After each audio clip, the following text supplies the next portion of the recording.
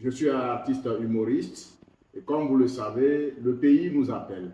L'hymne national de notre pays le dit. À sa fin, Togolais, viens, bâtissons la cité. Alors, je me dis, étant humoriste, artiste, j'ai aussi ma pierre à apporter en ce qui concerne l'édification, la construction, la recherche du développement de mon pays. Et qu'est-ce que je peux faire en tant que spécialiste du domaine à travers le constat que j'ai pu faire sur les réseaux sociaux aujourd'hui, notamment TikTok, Facebook et d'autres réseaux sociaux. Nous avons constaté qu'il y a beaucoup de dérives. Et les réseaux sociaux, pratiquement, c'est comme nous, nos bureaux. Cela voudrait dire que nos bureaux ne sont pas assainis, ils sont sales, il faut les mettre propres, il faut leur donner de la propriété. Et donc, nous avons décidé d'abord d'organiser un grand spectacle pour la fin de l'année, mais d'inscrire au même moment ce spectacle-là dans une logique de sensibilisation sur les dangers liés à ces fake news, à la désinformation, à la diffamation, bref, à tout ce qui va à l'encontre de la bonne information sur les réseaux sociaux. Et d'abord, qu'est-ce qui amène les fake news de nos jours? Qu'est-ce qui a l'origine des fake news? Les gens fabriquent les fake news, soit ils sont haineux, soit ils sont jaloux, soit ils sont envieux, soit pour faire un règlement de compte. Nous ne sommes pas sans savoir que cette fake news contient énormément de conséquences qui peuvent changer la situation de notre société négativement d'ailleurs. Donc, je vous prie, si c'est possible, de nous donner un peu plus de la lumière sur les conséquences que cette fake news peuvent prendre. Bien évidemment, c'est parce que ces fake news produisent des conséquences néfastes, désastreuses, qui déciment la société que nous avons décidé en tant que citoyens de nous lancer dans cette bataille. Je parle toujours des exemples. Vous êtes un riche commerçant de Saint-Cancé. Au passage, je salue les riches commerçants de Saint-Cancé parce que il y a beaucoup de Aladi qui font vraiment un bon commerce. C'est eux qui ont mis 2 pieds voilà. du terre et ils ont soulevé Saint-Cancé. Donc, à tous les Ladji qui sont en train de nous suivre également, c'est l'occasion de leur dire félicitations, merci beaucoup et bon courage à eux. Voilà. Je disais tantôt, vous êtes un riche commerçant à Saint-Cancé, vous vendez des motos, vous importez des motos que vous revendez. Si on rentre dans votre boutique, on peut trouver peut-être 2-3 milliers de motos. Pour ne pas dire toutes les marques. Voilà. Et maintenant, un autre jeune, peut-être de ta génération, ou qui est carrément ton ami, vous avez évolué ensemble, mais lui n'a pas eu cette chance comme toi.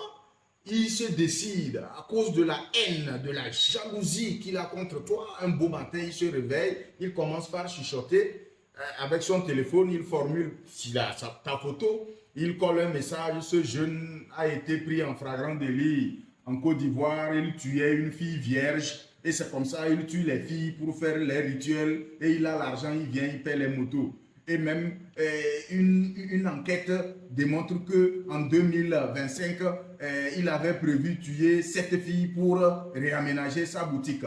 Et en 2020, il semble qu'il y avait une fuite, mais il a corrompu les autorités et les autorités n'ont plus dit quelque chose. Et il avait tué 2 filles vierges jumelles à Mango et on l'avait arrêté, mais on a fait comme il a l'argent, il a donné, on l'a laissé et il est venu l'asperger ça. Que tu ne sais pas, quand tu rentres dans sa boutique là, les carreaux rouges qu'il a mis là, c'est pour camoufler.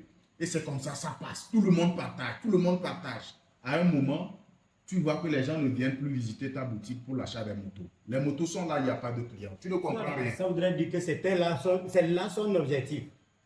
Donc, l'objectif pour lui, c'était de décimer ton commerce. Ton commerce. Pour dire sur l'aspect économique également, les fake news font véritablement rage. Et là, vous serez sous le choc. Vous allez commencer par réfléchir parce qu'il y a des dettes à payer, des taxes à payer. Vous n'arrivez pas. Le stress vous prend. Et un jour, vous décidez de vous suicider. Ou alors, à cause du stress, vous faites une crise, un AVC et puis bon, c'est fini. Vous voyez là où les fake news peuvent nous amener? Faisons attention. D'autres le font parce que, ils sont ignorants, ils ne savent pas qu'ils s'exposent à des sanctions par la suite. D'autres le font parce qu'ils sont commandités. On leur dit, bon, il faut, comme toi tu es bien suivi, il faut mentir comme ça, on va te payer de l'argent. Nous ne voulons pas voir nos frères peut-être en prison ou au commissariat derrière les barreaux pour de simples histoires de partager une fausse information ou d'avoir produit une fausse information. Qu'ils soient responsables. Je vais me permettre de poser une question à l'animateur et ça permettra à tous les fidèles auditeurs donc, de la radio de comprendre ce que nous sommes en train d'appeler fake news, ces manifestations, le grand danger que cela crée. Vous avez dans votre village une autorité et on vient vous dire un matin que le président de la République lui a donné 1 milliard pour vous construire un lycée. Parce que pour vous, pour quitter, aller au lycée, il faut faire 35 km chaque jour. On vient vous dire que l'autorité a bouffé les 1 milliard. Le chef de l'État lui a donné 1 milliard pour la construction du lycée et l'autorité a bouffé les 1 milliard. Lui seul. Quelle sera votre réaction en tant que jeune? D'abord, il faut chercher la curiosité. Est-ce que le chef de l'État a réellement donné 1 milliard à votre autorité? Je pense que si je me trompe. Non, vous êtes dans le village. Vous n'avez jamais entendu parler de ce qu'on... C'est-à-dire, exprimons-nous comme si... Voilà. Quand vous allez entendre ça, quelle sera votre réaction en tant que jeunesse?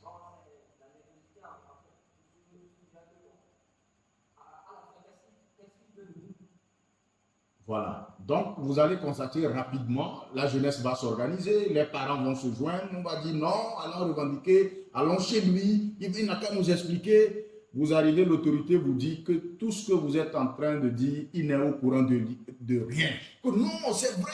Celui qui vous a dit ça ne peut pas mentir. La personne aussi est une autorité. Et le jour qu'on te donnait cet argent, il était là, il nous a confirmé. Vous voyez un peu, vous vous envenimez. Peut-être il a un véhicule, vous cassez ça. Il a une maison avec des vitrines, vous cassez tout. Parce que vous êtes sous le coup de la colère. On vous a dit qu'on lui a donné 1 milliard pour vous construire l'école et il ne l'a pas fait. Mais toi qui es allé peut-être un peu à l'école, ta façon de voir sera différente. Tu vas dire, ah, analysons ça. Est-ce qu'il est ingénieur? Est-ce qu'il est maçon? Est-ce que le chef de l'État, dans la circonstance des choses, peut prendre 1 milliard dans sa main, compter 1 milliard et donner ça à une autorité d'une localité d'aller construire un lycée? Est-ce que c'est comme ça doit se passer? Ça se passe d'abord. Toi, l'intellectuel, rapidement, tu sauras que non, c'est quelqu'un qui manigance. Et quand tu fais des recherches, peut-être que c'est une autre autorité avec qui peut-être ils ont été, soit l'autre est opposant, soit l'autre est du parti, et vice-versa. Et donc, ils se font des règlements de compte. Ce n'est pas forcément juste pour que la population puisse... Il y en a même qui font des règlements de compte internes. Juste pour que la population puisse te huer. Et toi-même, à un moment, tu vas fuir le village. Voilà comment les fake news partent et leurs manifestations. Nous devons éviter ça parce que ça ne nous porte pas véritablement intérêt, mais plutôt des préjudices. Voilà qui est dit. Pour résumer, parce que nous avons vers la fin de cette émission, pour résumer,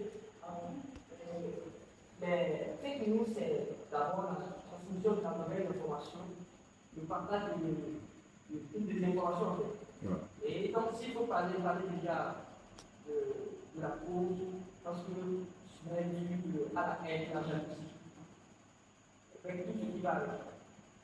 Bon, ici, nous avons tous écouté quelques auditeurs que notre général Yannick Junior a proposé comme solution. Et tout ce qui est comme conséquence, et j'appelle par là à la jeunesse, à la prise de conscience, et que nous puissions bien sûr à l'autre éradiquer ce fléau qui devient derrière un moyen courant de notre société. Et voilà, et en général, nous sommes pratiquement à la fin de notre émission. Quel mot avez-vous à l'endroit de la population qui s'est passée? Une fois encore, renouveler mon remerciement à toute la population de Saint-Cancé, de dire aussi merci à la radio Lamtaba pour cette opportunité et m'adresser particulièrement aux jeunes de Saint-Cancé.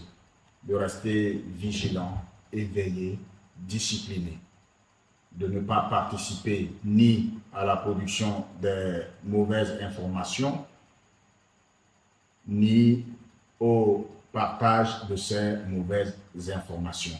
Parce qu'en réalité, elles déciment, elles détruisent, elles handicapent, elles dénaturent, voire même attaquer le coup de ce que nous pouvons appeler cohésion sociale.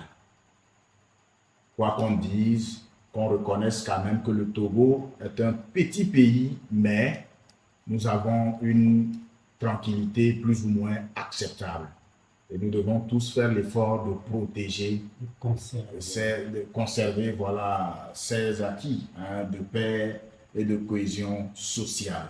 Rapidement, j'oubliais, c'est de dire par rapport au spectacle, c'est vraiment du rythme que nous voulons servir à la population togolaise. Pour ceux qui pourront être là, de rappeler que c'est à l'hôtel Mirambo, à Lomé, c'est à Balpedo.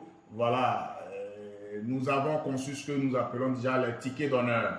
Et à travers ces tickets d'honneur, vous êtes à l'ADI, vous êtes opérateur économique, vous voulez soutenir l'événement, vous pouvez nous contacter. Nous allons recevoir votre aide, votre soutien, votre coopération, votre partenariat à bras ouverts. Nous avons une vingtaine d'humoristes avec nous. Si vous avez besoin de publicité également, c'est la bonne opportunité. Je ne saurais terminer totalement sans laisser mon contact. Le 90 31 26 76. Je reprends le 90 31 26 76. Le général intombable alias Yak Junior. Si vous ne vous comportez pas bien, on va vous rechercher. On va vous disperser en cours de vague lacrymogène d'une façon propre et conventionnelle. Et il ne se passera rien. Mais à 5 ans, nous avons beaucoup d'Aladi. Nous devons les protéger quoi qu'il arrive. Parce que leurs marchandises, c'est des millions, c'est des milliards. C'est grâce à eux que le Togo respire. Personne ne touchera un seul cheveu d'un Aladi à 5 ans. Hein? Donc, Aladi, si vous me recevez, faut que je mange les pentades avant de rentrer. Hein? C'est le général qui vous salue. Merci.